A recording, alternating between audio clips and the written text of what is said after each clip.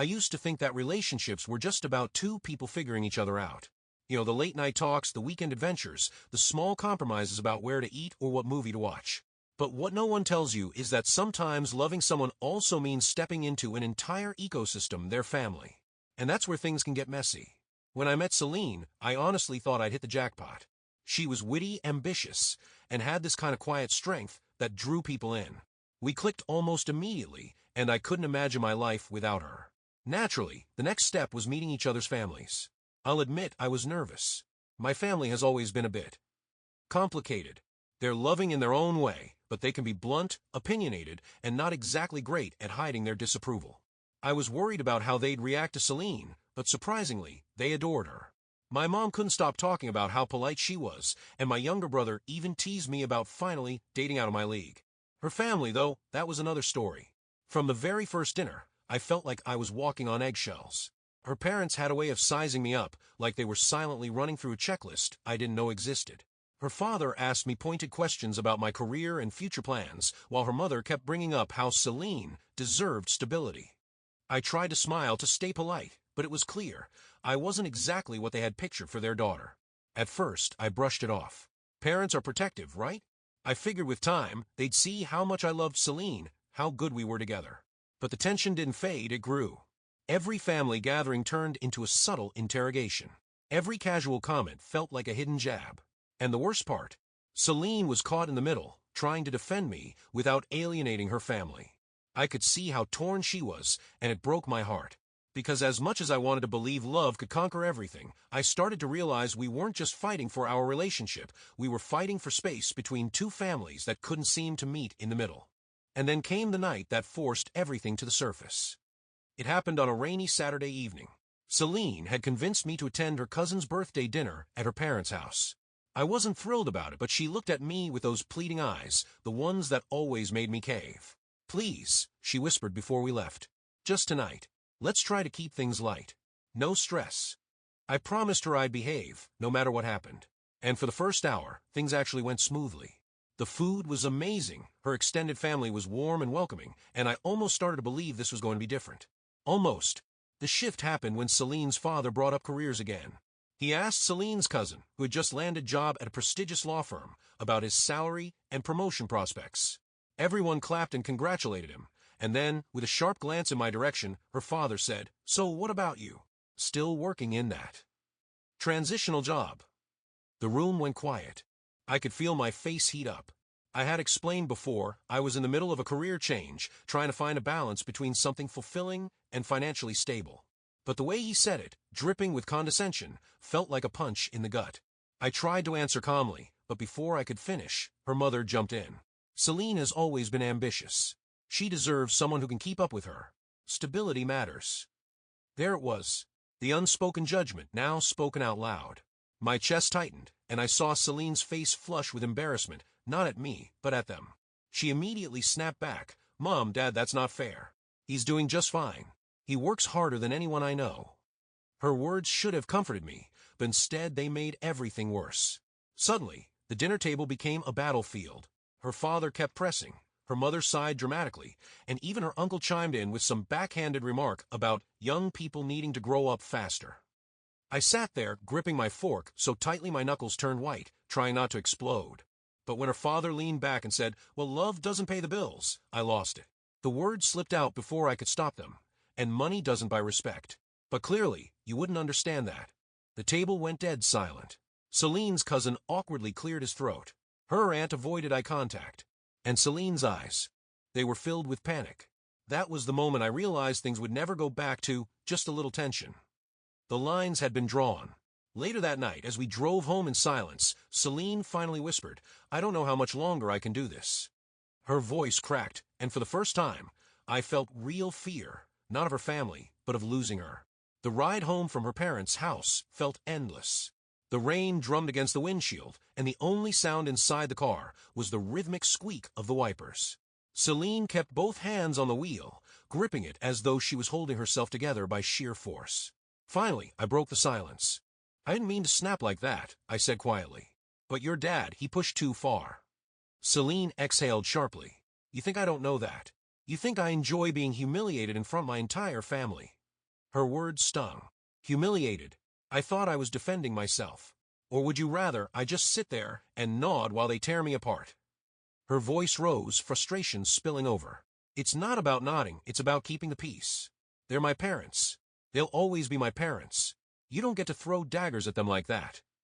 The argument kept circling the same point, me wanting respect, her wanting peace. But those two things didn't seem to exist in the same universe. By the time we reached my apartment, we weren't just angry, we were exhausted. Over the next few days, the tension seeped into everything. Small things that never bothered us before suddenly became landmines. She'd flinch whenever her phone buzzed, worried it was another message from her mother. I started avoiding her calls, afraid every conversation would spiral into another fight. One night, she came over with tear-stained cheeks. She sat on my couch, pulled her knees to her chest, and whispered, "They said I have to choose, you know." Maybe not in those words, but that's what it feels like. My chest tightened. Choose between what? Them and me. She didn't answer. The silence was the answer. I wanted to scream, to tell her how unfair it was, how cruel her family was being. But instead, I just sat there, staring at her, realizing that the weight of her family's expectations wasn't just on her shoulders, it was crushing both of us. That night, when she left, I felt something shift inside me. For the first time, I wasn't just angry at her family. I was angry at the situation. At the fact that love suddenly felt like a battlefield, and we were both losing. After days of silence between Celine and me, I decided to do something I rarely ever did. I went to my family for advice. My parents had always liked Celine. At least I thought they did. They would smile when she came over, ask her about work, and even invite her to family dinners. But as I sat across from them at the kitchen table, telling them about the constant tension with her parents, I saw a different side of them. My mother was the first to speak. "I don't want to meddle, darling, but are you sure this is the kind of family you want to marry into?" Her words cut deeper than I expected. I frowned. It's not about her family, it's about her. I love Celine.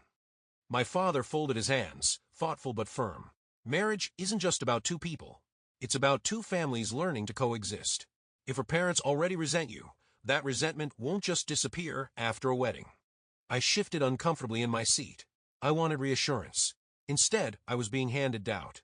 My sister Mira, who had been listening quietly, finally spoke. "But doesn't it say something that Celine hasn't stood up to them? If she can't defend you now, what happens in the future?" Her words echoed in my head long after I left. Mira wasn't being cruel. She was being brutally honest. And I hated that part of me agreed with her. That night, I lay awake, staring at the ceiling. I kept replaying that dinner in my mind, imagining different outcomes. What if Celine had told her parents to stop? What if she had put her foot down, instead of asking me to stay quiet? But every "what if" only made me feel more cornered. The next time I saw Celine, I tried to be gentle, but the words slipped out anyway. "My family thinks this isn't going to work. They think we're doomed if your parents keep treating me this way." She froze, her eyes flashing with hurt. "So now your family hates me too." That's not what I said. But she didn't hear me. She stood up, grabbed her bag, and before I could stop her, she was gone. I sat there, the door still swinging on its hinges, realizing the truth. It wasn't just her family against me anymore. It was becoming our families against us.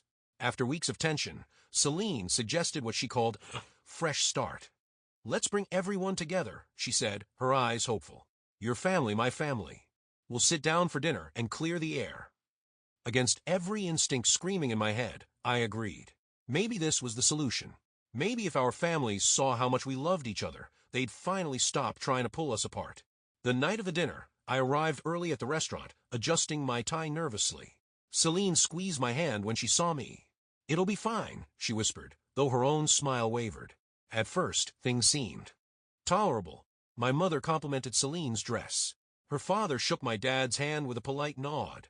The conversation was stiff, but civil. For a moment, I actually believed Celine's plan might work. But then it started. Her mother leaned forward, eyes sharp. "So, when are you planning to buy a house? Surely you'll want to prove you can provide for Celine properly." I forced a smile. "We're saving. We'll figure it out together." My father's brow furrowed. "They're young. There's no rush. And they are figuring it out on their own terms." Her father chuckled bitterly. "On their own terms. That's just another way of saying he isn't ready." Celine's cheeks flushed red. "That's enough," she said quietly. But her mother didn't stop. "We raised Celine to expect the best. If you can't give her that, then maybe you shouldn't. Excuse me, my sister Mira cut in, her voice sharp as glass. He loves her. Isn't that supposed to matter more than your ridiculous demands? And just like that, it was chaos. Voices overlapped, accusations flew, and I sat there in the middle of it all, Celine's hand trembling in mine. It was like watching a wildfire spread, and no matter what I said, it only fueled the flames. Finally, Celine stood up, tears brimming in her eyes. Stop it. All of you. Her voice cracked. I can't do this anymore. The entire table fell silent. She looked at me, just me, with a mixture of love and exhaustion. I wanted this to work. But maybe it just can't. And before I could speak, she walked out of the restaurant. I stayed frozen in my seat, surrounded by two families who couldn't stand each other, realizing that in trying to bring everyone together, we'd only torn ourselves further apart. I don't remember how I got home that night. The voices from the restaurant kept replaying in my head, my father's anger, her mother's accusations, Myra's defense, and above all, Celine's broken whisper, maybe it just can't work. For days, we didn't speak. The silence between us felt heavier than any fight we'd ever had. I wanted to call her, to tell her I'd choose her no matter what, but every time I picked up my phone, doubt held me back. Finally, after a week, Celine came over. She looked exhausted, like she hadn't slept in days. I probably looked the same. We can't keep doing this, she said softly, sitting across from me. I love you, but being with you means tearing myself in half. Every time we try to make our families accept us, it just gets worse. I reached for her hand, and for a moment she didn't pull away. Then we stopped trying, I said. We stopped caring what they think. We choose us. Her eyes filled with tears. She wanted to believe me. I could see it. But then she shook her head. You say that now, but what about next holiday? What about the wedding? What about kids? Her voice cracked. Are we going to live our whole lives in the middle of a war zone? The silence stretched, and in that silence I realized the truth. Love isn't always enough when the world around you is determined to tear it apart. We said goodbye that night. Not because we stopped loving each other, but because holding on would have destroyed us both. Even now, months later, I still think about her. I wonder if I made the right choice, if maybe fighting harder would have changed things. Or if letting go was the only way to save us from a lifetime of battles. Sometimes love is about holding on, but sometimes it's about knowing when to let go.